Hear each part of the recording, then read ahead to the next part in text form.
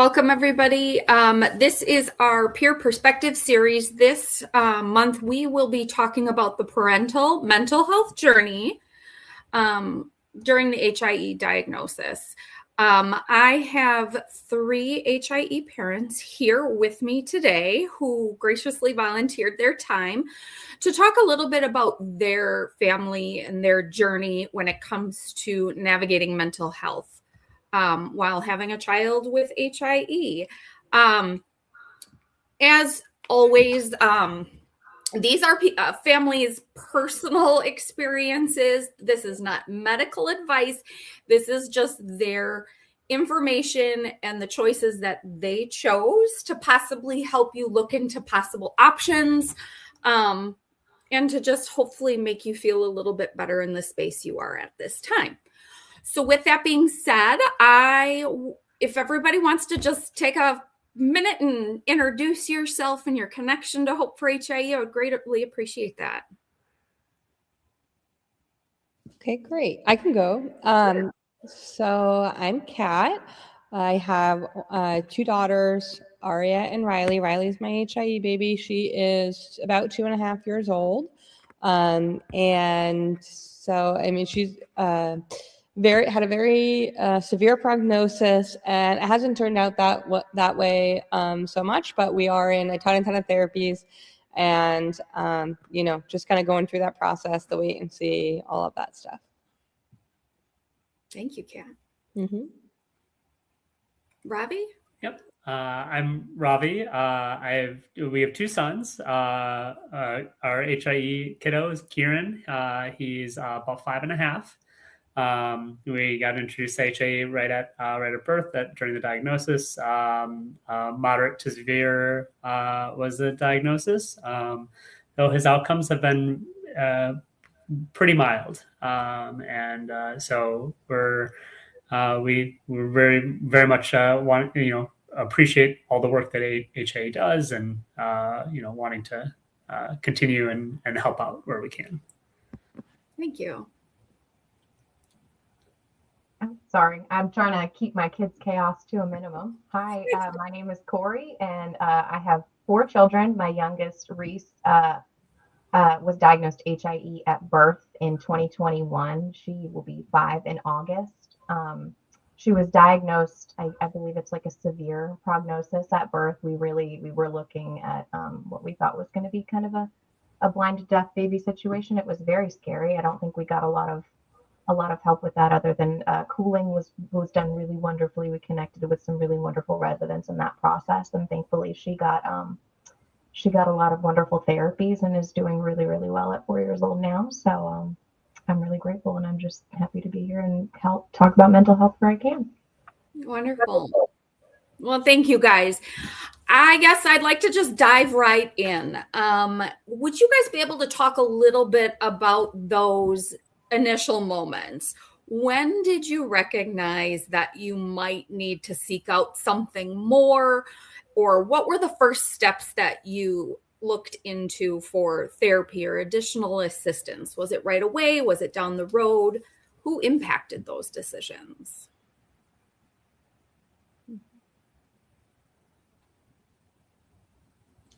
I can go again. Maybe we'll just make a little rounds. So for me, so my daughter was born 10 weeks early. She had a couple of surgeries. So she actually got her HIE diagnosis after her 2nd surgery. So she was about 8 weeks old at the time, and she, nearing full term at that point. And so we had already been in the hospital for probably like 75 days at that time. And so it had been actually, I think, like 1 or 2 weeks before that I had reached out to a therapist, like at the hospital, was talking to their social workers there, and they connecting me with someone, which was awesome, is actually talked to me that same day. I totally needed it, and I didn't, basically because ironically, a lot of the things that we did end up, going into the realm of for HIE were also being, we didn't know if my daughter was going to be G-tube dependent or even IV dependent forever, because she had bowel issues. We didn't know about absorption, or she would have like a short gut syndrome. Anyway, and also that would be impacting her cognitive and motor development. So, I kind of had those fears, and like that was all coming at me. Of course, then she had her surgery, came out of surgery. Everything was so great. Like that her bowels had grown enough. They thought that none of these things would be true. So we received a lot of good news. And then, she started having seizures, and then we had MRIs, and we found out that she was, she had had a pretty severe brain injury during the surgery. And then it was like, and now you're going to have all these things, which is like kind of funny in that, like, yay, this isn't going to happen. And then of course it was obviously not funny, but so luckily I did have some mental health, someone to reach out to. And I knew right away like that I needed to do that, because it was just it was incredibly devastating, on top of like weeks and weeks and weeks of having been like thinking we were coming out of the trauma, and then like basically starting the trauma from scratch. So I reached out right away at that time and started.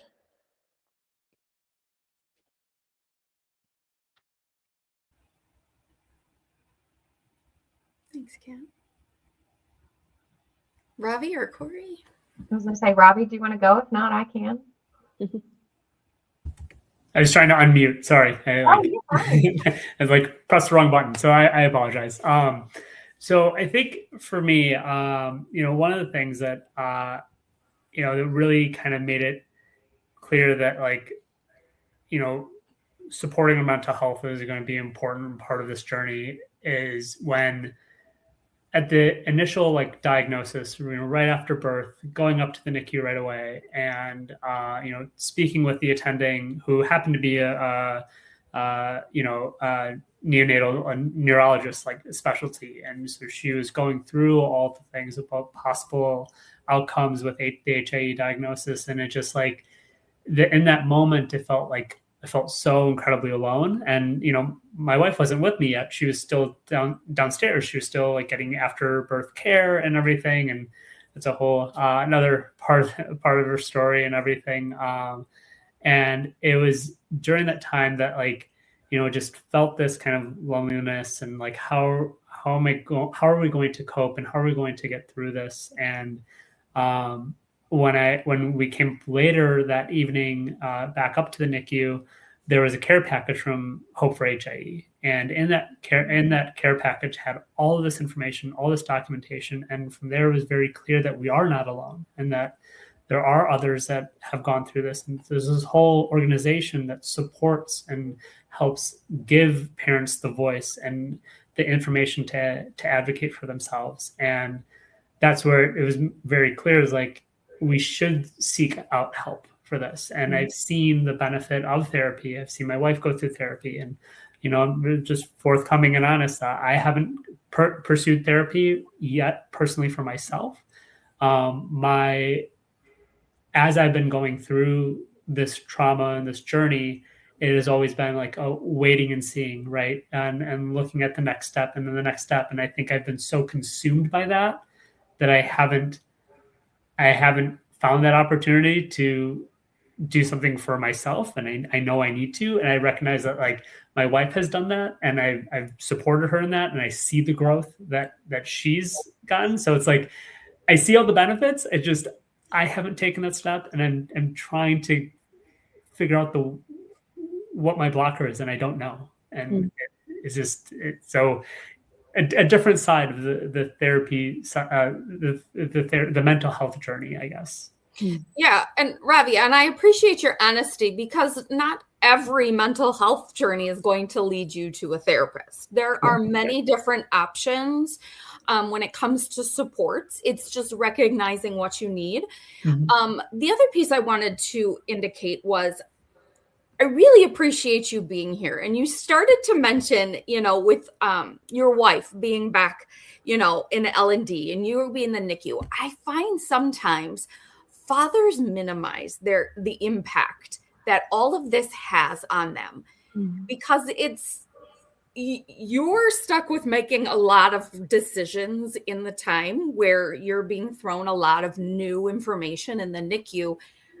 and you're simultaneously, can I assume, worrying about what's happening to your wife, to the mother of your very much child, so. beyond where.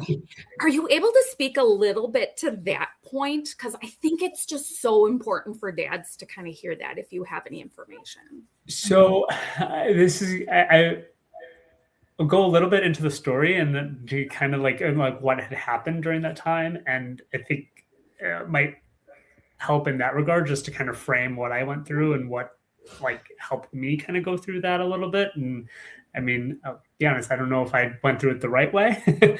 But as I was up in the NICU and speaking with the attending, another nurse came up and actually informed me that my wife had gone into emergency surgery. She had hemorrhaged during post-birth care and recovery, and she'd lost a ton of blood. Blood pressure was dropping, so she was rushed to emergency surgery. And it was in that moment that I asked where the nearest restroom was, because I got sick, right? Like it was getting to a point where like I didn't know the outcomes or what was going to happen with my son. Now I didn't know what was going to happen with my wife. Am I going to be leaving this hospital alone? Was the first thought in my mind. And I was, after I came back to the NICU in the room, the attending was like, there's really nothing, there's no decisions for you to make. I've given you all the information. I will give you more information. I will come down after your wife is back from surgery, and we'll give all the information together at that time. There's no more decisions to make. We have him. We'll take care of him. We'll get the cooling mat was starting to be brought out, and all of those all of the equipment. And I went back to the delivery room, right? And she wasn't there yet. So I was sitting in a room by myself, and it's just like waiting there. And it was one of those things, was just like, it was a lot of self-reflection of I felt I was like out of body, but then also like, how am I going to make it through this? Like what does the other side look like? As I don't know. Right. And I didn't know at that time. And it was just really, I don't know if I'm answering your question, Jen. It's just like, it's kind of hard in that regard, because I think that's something where, and you're right about, therapy is not the sole journey for mental health. And one of the things that I've found is helping me is writing about it.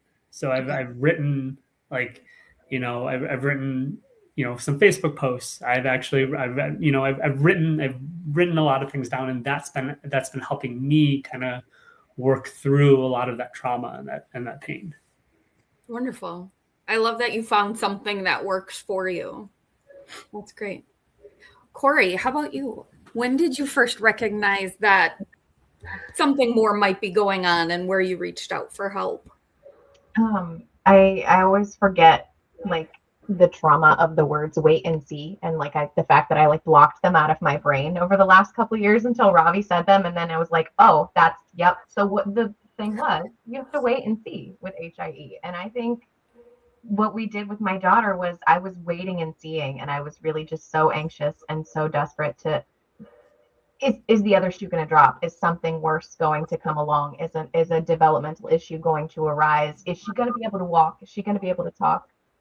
Are we going to end up on a feeding tube? Things like that I neglected myself for nearly a year. And it was probably not until she had, had her 24-hour, 36-hour something stay, for seizure checks and for infantile spasms and things like that, where I laid in the bed with her the whole time and had her hooked up to a monitor and a camera and all the things. And they sent me out of there, and they said, please don't come back. Please don't, she's doing okay. I know it's so hard and you're so scared and you're so stressed, but she's doing okay. And the way that multiple nurses kind of looked at me, I thought, oh, maybe it's me. I was really worried, but and they took me seriously. They kept her for the 24-hour plus stay. It was a valid reason for her to be there. But if multiple people are giving me that look, maybe it's me. And so that is when I sought out a therapist. I went on an antidepressant. Both of those were really, really helpful for me. I did about 6 months of EMDR therapy to kind of process her birth, which put me in ICU, and it put her in the NICU. And what for me personally, it was about a year. It took about a year to even think about addressing my mental health. For my husband, 3+ years. So like, yeah, it's a long time because you're waiting and seeing for another person. So I almost didn't even have time to address the me issue. Mhm. Corey, would you maybe talk a little bit more? You started talking about some of the different things that you tried. You said the medication, the EMDR, and talk therapy. Can you talk a little bit about what those were and how that was for you? What each one kind of did for your mental health and your well-being? Absolutely. So originally, I didn't really know where to start mental health wise, and I think I told you initially before we started the recording in our last call that nobody really checked on me per se. You know, I went to my OBGYN and they gave you the paper that asks you if you're doing okay. And in my experience, I've been told you should lie because if you're honest, they might take you away. That's not true. Please, nobody think that I think that, but that's what some people think.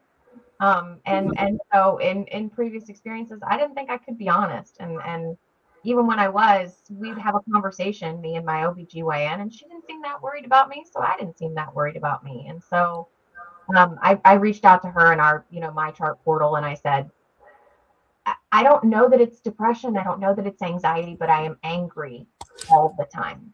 I'm just angry. I don't know what's wrong with me or why I am so mad for just what feels like like I can't get rid of it. And so she suggested a fantastic EMDR therapist and also medication. And it took a couple years to find the right medication balance, and also to find the right therapist. Like EMDR did not work long term. It worked for 6 months until it felt kind of more like a chore.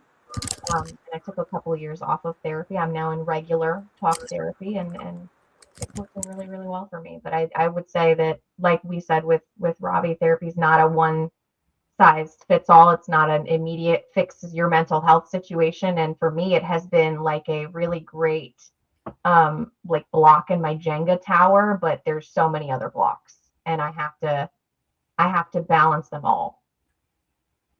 Otherwise, things lean and fall.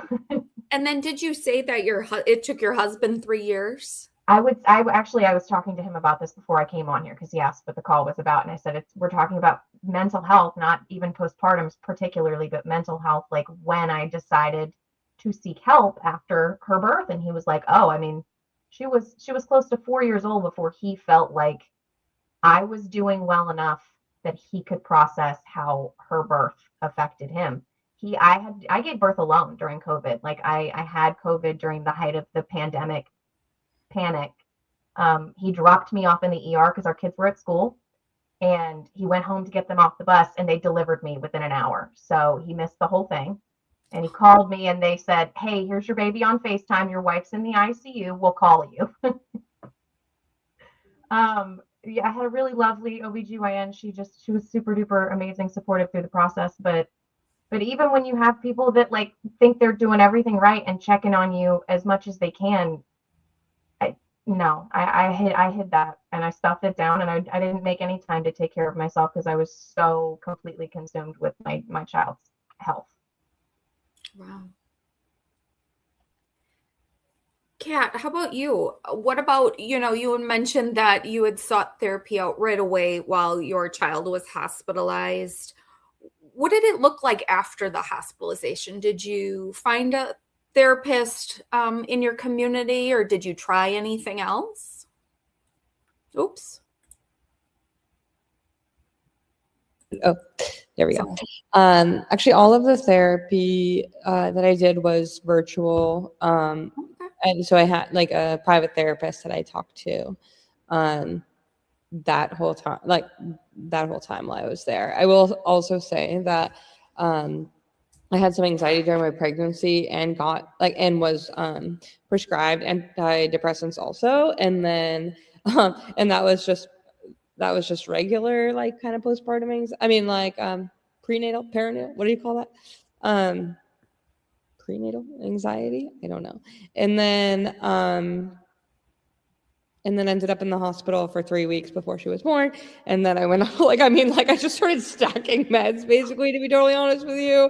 I mean, post coming back home, between therapy and really just all of the things we were dealing with, I feel like I just sort of lost my brain entirely, stopped being able to think, stopped being able to reply to listen to people. People were getting mad at me. I forgot everything. All the time. I was so overstimulated, so I ended up adding another medication. Honestly, it's been a real management just to have a body and a brain that is functioning. And I attribute that to having 2 children, but also and just sort of having a full-time job and being really busy. But I mean, it was unlike anything that I had really experienced before. So I do feel like it was also is pretty much just an ongoing trauma response. So therapy was very helpful. I don't think I really experienced what some people did in terms of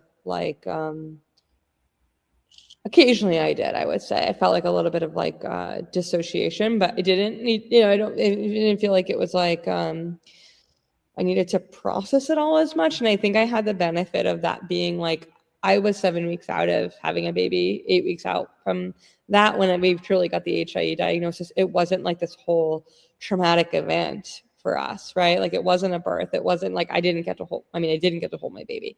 All of those things were true, but they didn't all happen at once. So it doesn't feel like there's a moment. I found out 48 hours after she got HIE that she had HIE, in a very strange and confusing environment that then took 5 more days to find out what it really was. And then another 7 more days before they could really say no, this is real. So it was just sort of this slow drip. So I think my experience was very different than, moms or you, Robbie, who had to this is an onslaught of an experience. Mine was very much more of a slow drip. So I mean, again, that doesn't really answer your question there, but I think it's just a different experience. No, but I appreciate it because everybody in the community has their own unique experience. Mm-hmm. But the trauma is real, regardless of if it happens at birth, if it happens shortly after, if it happens at an older age, and regardless of the outcomes. The trauma is there. You don't expect that for your child. And so... and it's actually really interesting that you mentioned that, Kat, the slow drip. Is something that came up actually last night in a different support group for HIE. It's predominantly dads and non-birthing partners. And one of the things that was mentioned, or one of the things that I brought up, is that it's hard no matter what, right? Mm-hmm. It's just a matter of what shape that hard looks like. Mm-hmm. The degree of difficulty isn't different. The trauma itself isn't different. How it looks, how long it takes, the shape of it, those are the things that are different. But the trauma itself is no different. And the difficulty itself is no different. Definitely. Yeah, I find that to be true for the outcome piece as well, right? Mm-hmm. This, not to take anything from anyone's experience, but the trauma and the experience of hearing the possibility is the moment of trauma. And so either whether I think the outcomes turn out better or worse, we still, I feel experience that to the full extent in the time that it was happening, Well, let's talk about other alternatives to therapy, because we had mentioned it's not just a one size fits all. Mm-hmm. How about online communities? Who were your people during this time? Who did you turn to? Did you have anybody that it was really hard to turn them, and turn to them, and what were those reasons? And who was your people? Yeah, go ahead. Sorry. Oh, you're fine. I love that you asked who was kind of hard to turn to, because it made me think of my mom immediately. My mom, who you know, you think you have a baby, you want your mom around to like help you out. But my mom is like looking at this beautiful, seemingly healthy, perfect baby and is like treating her like a normal baby. And I am so stressed to death that this is not a normal baby. And there's so many things wrong with this baby. And it's making me ill. And it felt like I couldn't say anything or do anything or bring anything to her. And it was a struggle. It really was. And it was hard to see. It's hard to see the positive when people are just, oh, why are you worried? It's the baby looks like it's doing, you know, all the things that could be wrong though. And all the things that have gone wrong. You're living with all of your traumas that you've yet to deal with. And it's, for people that didn't live it, it feels almost impossible to explain. So yeah, there was a period of time where I felt like every conversation I had with my mom, she was elated about something my baby was doing, and I was like, shut up, there's probably something wrong. Love her, fantastic grandmother, and looking back, I needed that, but at the time, no, it was no help. I'm hoping you had someone though that you could turn to. Oh, I really bonded with actually my daughter's early intervention specialist, like a caseworker. She's fantastic. We're still friends to this day. I kind of keep her on speed dial and give her a little, what do you think about this? But I have found honestly that people, speech language pathologists, occupational therapists, friends, you know, who've even worked in healthcare are so much more, holy crap, that's crazy. And from the jump understanding of, whoa, you guys both went through a crazy trauma and it's normal that you would worry about all those things versus she seems fine. Why are you the way you are?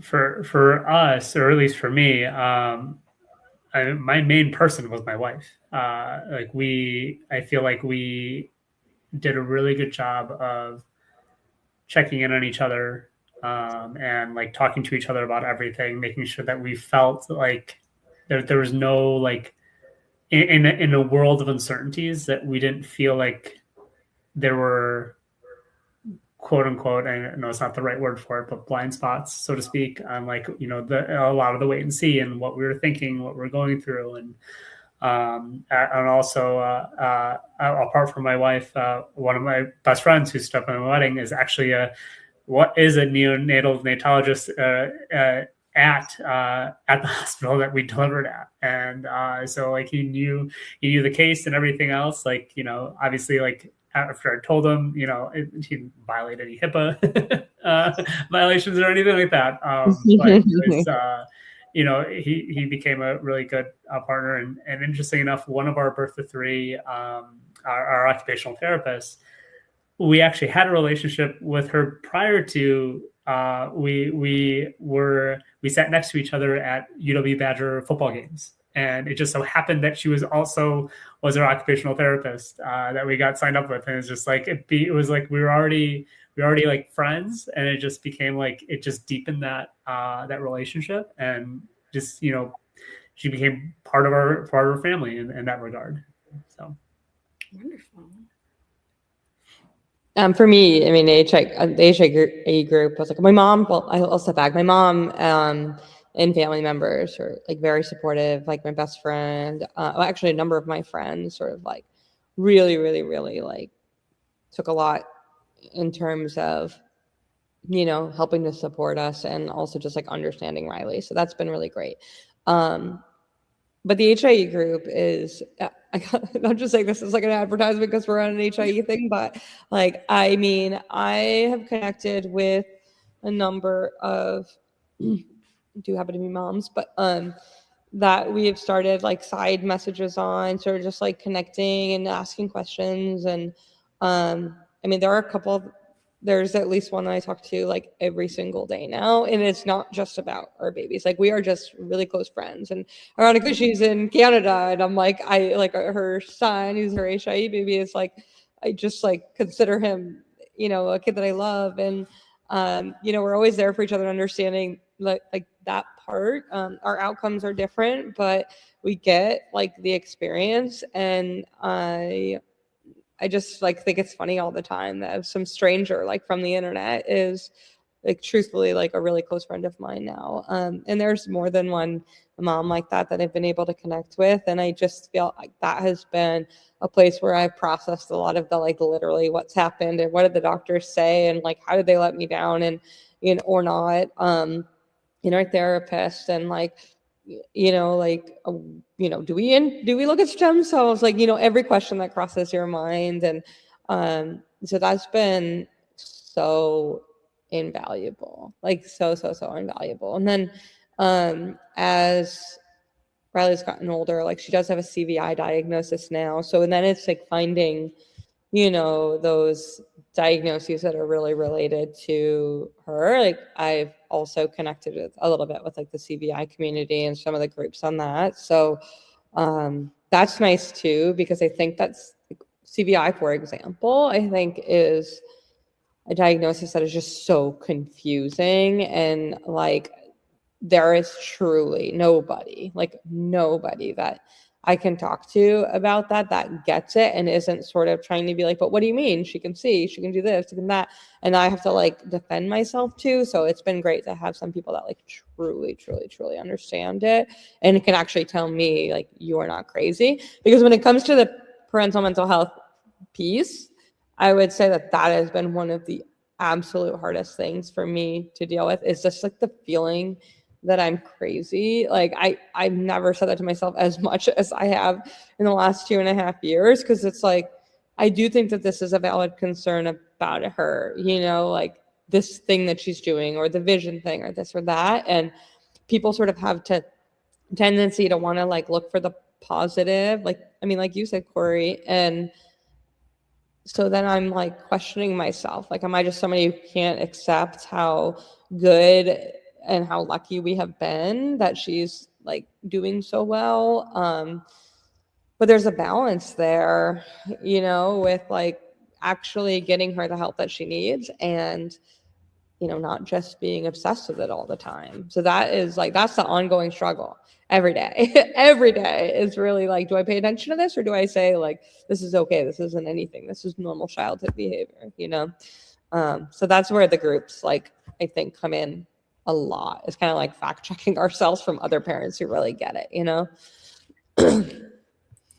I'd like to talk a little bit about more provider communication, whether that was early on in the NICU, PICU, when they're first having the conversation about your child having a diagnosis that you probably have never heard about, and the potential outcomes that I think, Corey, you had mentioned, the wait and see.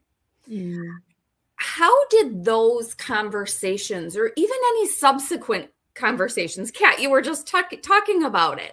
Yeah. How does the provider communication play into more of your mental health?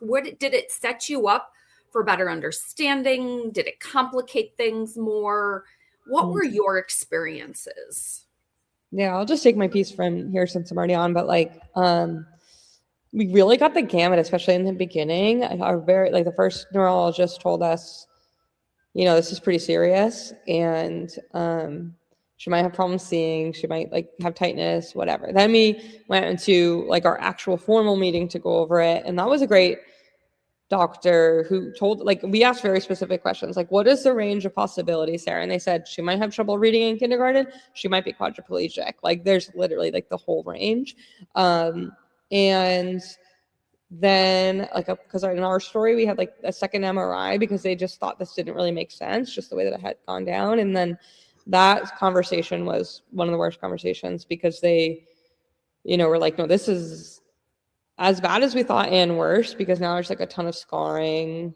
Like this is settled in a way that it looks actually worse than the original MRI. And that doctor really just said like, the way I sum this up is that my husband asked the question, like, will our daughter ever be able to show us love? And this is like the hardest part of our story. And he just like stared at us. Like he didn't say yes. Like there's so many ways he could have handled the conversation. But he just kind of was like, usually kids find a way. Like that was pretty much the best answer that we could get at that time. So from that to like what has happened has been, you know, I really did feel like that was really, really hard for both of us to like, he didn't really give us a lot of leeway. And that was kind of like the last one we were left with, you know. I was very lucky that nurses like stopped us in the hallway and we're like, this isn't always this way. Like I can tell you stories, I can give you examples. Don't like decide that that's what's happening now. And then like a couple of weeks, like months later, I had like wondered if she was having infantile spasms, and we got to have another EKG, I can never remember. EKG, yeah. Yeah, and the neurologist that we have there is actually, I think, on the board for HIE, like for this for HIE. And she gave us so much good news. She was like, this is really like what's under the hood, like in how things are working. And this is really like, you know, you should treat your kid like she's capable of everything, because at least we have some signs that like her brain is doing a lot better than we thought. And so she was really clear that the way that we had hope would impact the way that we parent and would, you know, impact her growth and development as in to her full potential.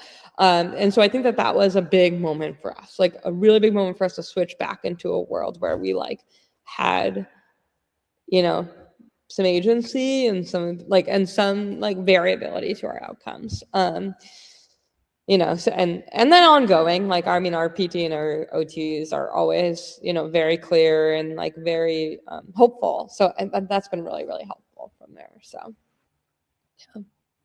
Thank you, Kat.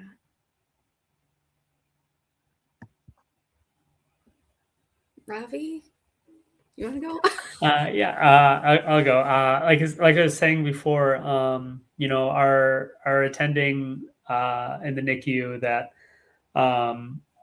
you know, at the time of diagnosis was a like a neurospecialist, and so she went through kind of all like the possibilities of like, well, a moderate to severe HIE diagnosis could have a range of outcomes, you know, going from, you know, speaking about like, you know, feeding tube or cerebral palsy, you know, all the, like the full range. And one of the things that she kind of mentioned was that, like, you know, there's going to be a lot of machines in here at first, and it's going to be, you're going to have the cooling mat, you're going to have the EKG, you're going to have the IV, you know, you're going to have you know, all sorts of things that are, you know, the pulse oximeter, like everything is going to be in here. There's going to be a lot of things that could be beeping and everything.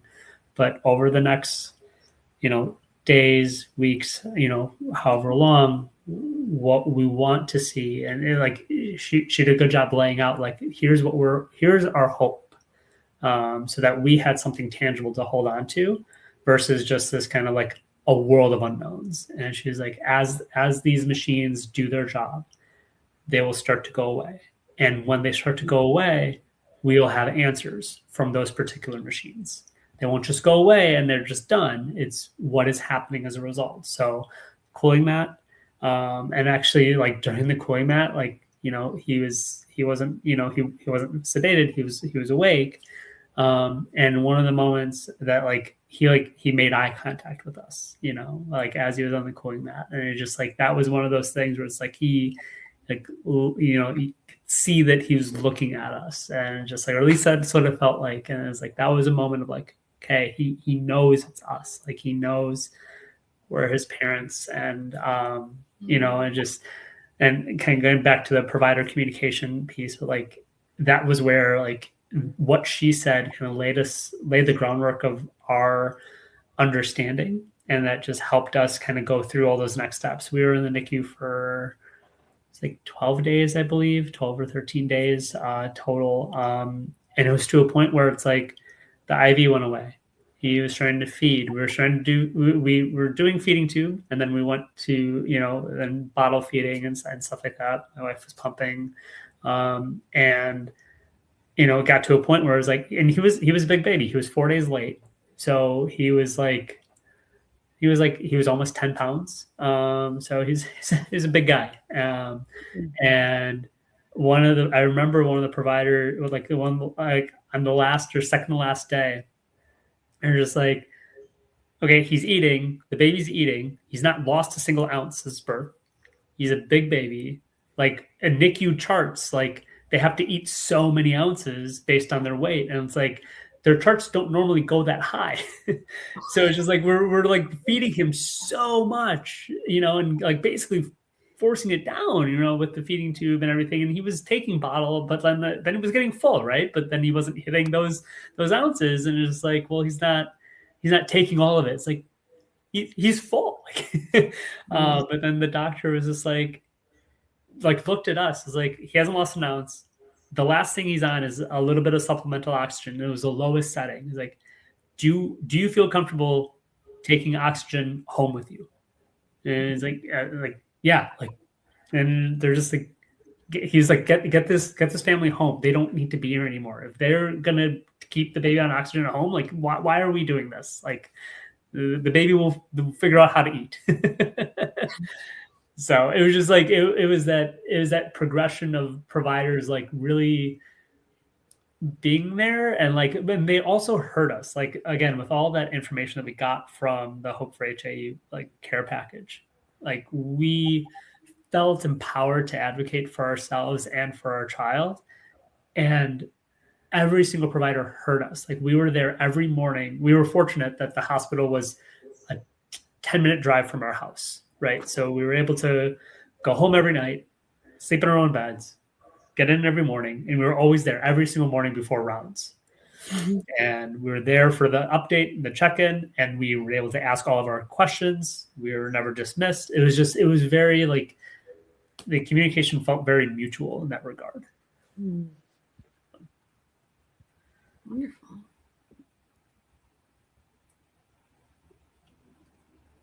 I'm very jealous. I'm listening to your story and I'm just grinning, because it feels like, had I had that in the NICU, like, oh my gosh, the way it would have changed our story. I told you guys I delivered during the height of COVID, but I was without oxygen for a period during my delivery, and so was she, obviously. So she was whisked off to the NICU and I was whisked off to the ICU. And it was 5 days before I met her. So I refused to give her a name, and the NICU staff was unhappy with me because they were tired of calling her baby girl, and I haven't got to see this baby yet, so I'm not giving her a name. But in that time, my husband was at home taking care of our 3 kids, and I couldn't get up there to see her. So there really was nobody able to kind of communicate to us what was happening to her, other than like, they'd call me and I'm kind of doped up and tell me, we're cooling her. I'm like, cool. I don't know what that means, but it sounds like a good idea if there's something wrong. Talk to my husband, and my husband is trying to Mr. Mom 3 children, and please go put a shirt on. And it was probably 3 months, I think, before we met with a neurologist in person, and I was able to ask all of my questions and really kind of get out there and have somebody tell me I wasn't crazy. Like Kat said, like, I felt crazy. It was 3 months of feeling like, wow, so much stuff happened and nobody talked to me about any of it. Who do I ask these questions to? And I'd asked her early intervention specialist and made friends with her caseworker, and they're lovely, but they work for the state. They don't know her medical case. They don't know how to answer the questions a neurologist can, and I can't go back to the NICU and ask. They'd send me home with a baby and a diaper myself and said, good luck. So I admire that you had that support, and I really, really hope there's more parents out there that have it. And not that I'm even too sad about it, because it helped me become a really wonderful medical advocate for my daughter. But I do wish I had some of the information up front. I do. I wish that provider communication was a little bit clearer, I almost feel like sometimes providers are in such a rush, they don't realize that parents aren't quite there and they aren't quite getting it all. Because, wow, a trauma happened to you. And man, it's like going back and reading my daughter's notes later was how I found out a lot of it. So of course, that's where you get the questions. Thank you. Let's switch gears and talking about how things are going now over time. There was that initial trauma, but you've all have spent couple years, few years, watching your child grow, you're on this HIE journey. And like we said earlier, every journey is different. How has your mental health journey changed? Have you needed ongoing therapy? Has it gotten easier? Has there been moments where it's gotten difficult again? What does that journey look like over the years that you've been managing through this?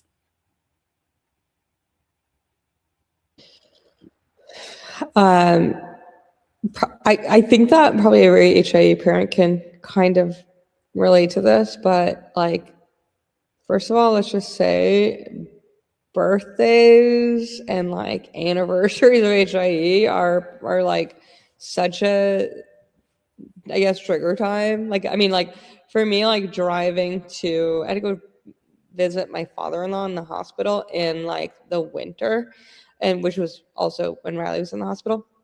And like driving to that hospital at that time, it like was like literally the exact same feelings that I would have then. Like I spent like, she was born on Christmas Eve. Like I have a lot of time when I'm not working around that period of time to think. So like I think it becomes like a very, very reflective time, a time when I felt like this last Christmas, I was just like journaling a lot, like this is where we are now. And this is what I want. Like, this is where we're at with our journey. And like, how do I want to be a part of this HIE community, like in the way that we are in it.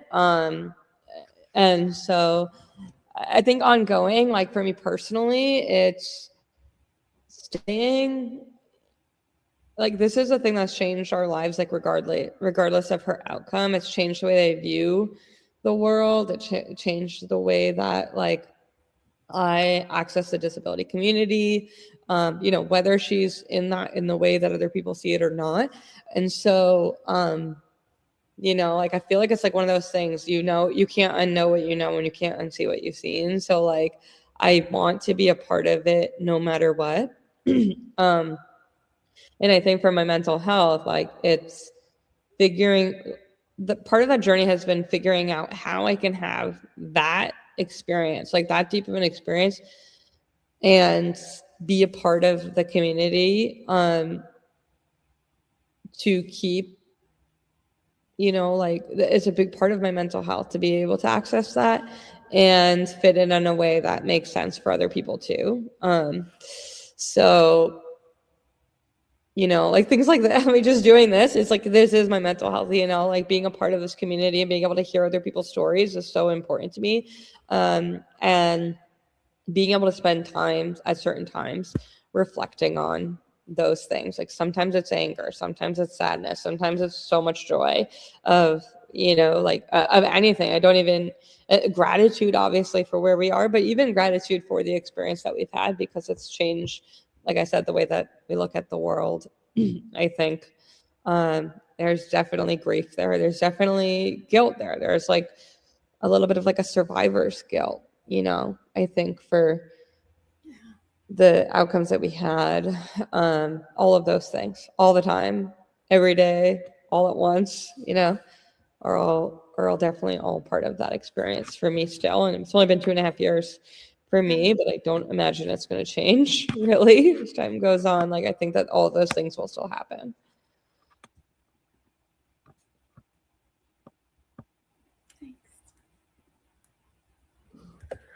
So you can say from like an ongoing perspective, like this community, the HIE community has been probably one of the biggest, like kind of, as it's starting to get even more involved, has been really, really great in terms of finding finding people that have gone through the journey, that understand, that know that there's not a need for a preamble anymore, right? Like to say like, oh, this is what we went with or anything. Everyone just knows, and it's unspoken and it's understood, and it's just we're all here for each other. And I think that that's such a huge part of that, and that helps with that maybe that's part of why I haven't pursued therapy for myself yet. It's just I'm finding these other outlets, and and that's where, like, especially over time, I think, Kat, you kind of you talk about this too, is like as the outcomes are happening, you mentioned survivor's guilt. I mentioned this to Jen earlier this week, or at the end of last week, like this imposter syndrome that I feel is like, just the entire range of outcomes is just it's a range. It's a huge range, and when outcomes become mild, it's like, well, do we really belong? And it goes back to what we talked about before of like the trauma is the initial trauma is what unites us. That is our shared experience. The outcomes are all different. It's the same thing with like the grief and the pain and the difficulty is all the same for everyone. The shape it takes is the only thing that's different. And that's what helps me understand and just kind of relate to this community and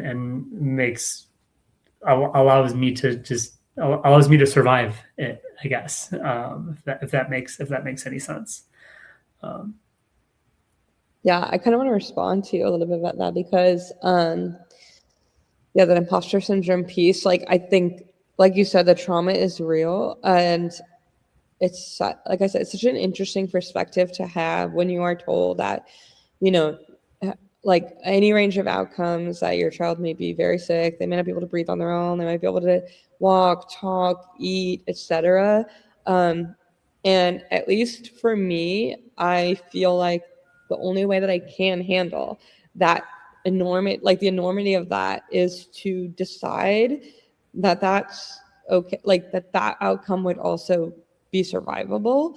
And so like I have to live that experience. Like I have to say to myself, like experience that. Like I think the HIE group is, the online group is so wonderful for that exposure that you need early on to know that there are parents who are at every single range and outcome, and they still have joy and they still like there's still happiness. Like it was so invaluable to me to see that. And so, I can only be like straight up honest. I didn't have really any connection to the disability, world before this happened. And it was very scary to me, like as a person, like if I were to come in contact with it. And so to like sit myself in that experience and say, and come to the understanding, like the true, like deep understanding that this wouldn't just be a tragedy, that my child, like no matter where we ended up on that spectrum, like there is value there to that life,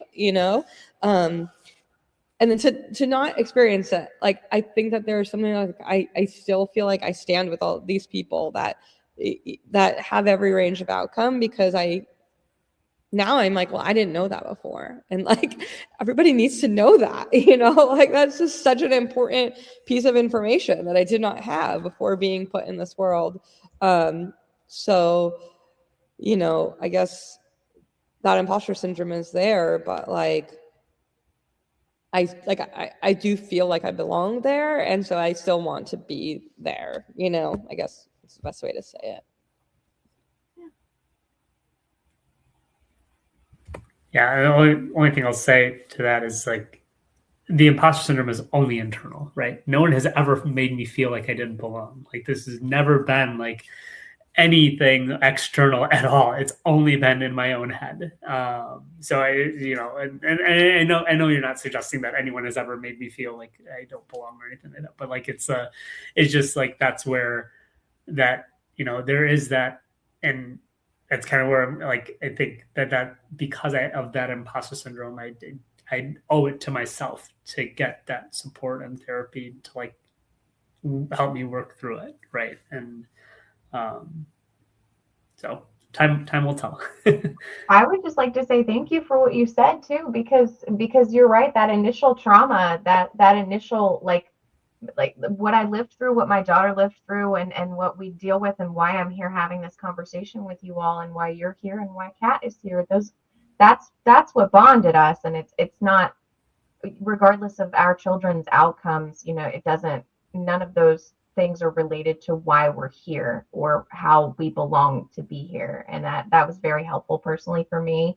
I also have a child who's on the autism spectrum, and you know, it does very well socially considering, and it's very hard to exist. It feels sometimes in the disability community with a invisible disability, especially as a parent of multiple kids with multiple seemingly invisible disabilities. The imposter syndrome is very, very real. The guilt of like, well, we don't have it that bad is very, very real. The guilt of someone always has it worse, and we could be taking resources from them always runs through my head. And I really appreciate you saying that.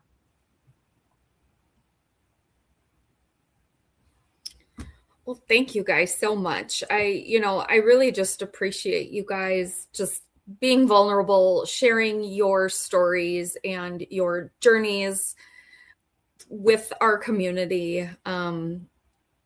Because we put this on our YouTube page, and it's really nice to be able to point people to these when, you know, they're struggling, and, you know, every person is unique. And sometimes when they can hear it from families that are sitting where they are currently, you know, those are those little pieces that help them feel maybe not so different and not so alone. And that, you know, it's okay to be having these feelings, and it's okay to ask for help, regardless of what the help looks like.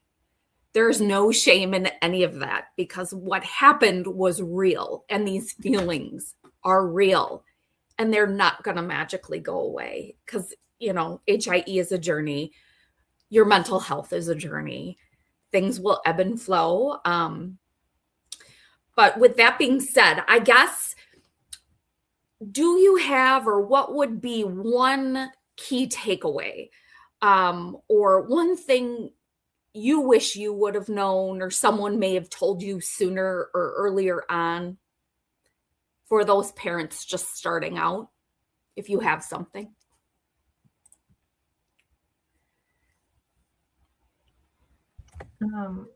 Personally, 4 years plus out, and something that I'm still working on in therapy right now, like I'll take my homework this week and I'll share it with you all, is that I've done this from the day my daughter was born, and especially in the medical advocacy community. And I now work here because something that I've brought into my life, and it's really been a wonderful, wonderful thing for me. But I would invite everyone to take on one less thing. I would invite every parent to just know that you can do something 80%, and that not every single thing has to be on you. You do not have to be the primary medical parent and also the person who cooks dinner 7 nights a week. You do not have to sign your child up for every single therapy. Out of 7 days a week, you could go 6. I invite you to do one thing a little bit less than you feel is necessary, than you feel you have to do, because you will burn yourself out. Oh my gosh, Corey, can I just say thank you for saying that? It's so funny that you would say that, because I just literally today was like, maybe instead of getting up and go, like just hang around the house and do things that you want to do. And it was very related to this, because I was like, you know, in those early moments, I feel like there's this weird feeling that I have about the early days of like my daughter's birth, and like, you know, the NICU and HIE, which was like, at that time, there was an easy way to like look at everything around me and just say, you are not as important as this. And so like, I can do just this. And then as time goes on, you start thinking like, well, I have to go back to like doing everything. And in the moment, you're like, this is, I think I was talking to somebody else too. I'd gone through a massive trauma, which has nothing to do with HIE, but because I'm a realtor, and she's like writing an offer on like a vacation home. And she said, you know what I've been through, and like, still, I didn't let it change me enough to actually just like enjoy my life for what it is and what I have. And it's like exactly what I've been thinking about today. And like goes back to what you're saying, Corey, which is like, this will change you. Like HIE will change you in a way, and like, let it. change you. Like, let it remind you that life is fragile and valuable, and that like you deserve to enjoy your life, like no matter what it is exactly where my mind was at today anyway. So like your comments are a good reflection of that as well. One of the things that I'd probably say is like a closing remark is like, it is very easy to feel alone along this journey, and along every step of the journey. And the thing to remember is that no one is alone in this journey. There's always someone that is either gone through it, or is with you, or is willing to listen, and is going to be there for you. No one is alone, and that's one of the things that like it was obvious to us when like we had people come out to support us and to help us, and it was, and it may feel, again, in depending on your situation, like everyone's different, but regardless, no one is alone in this.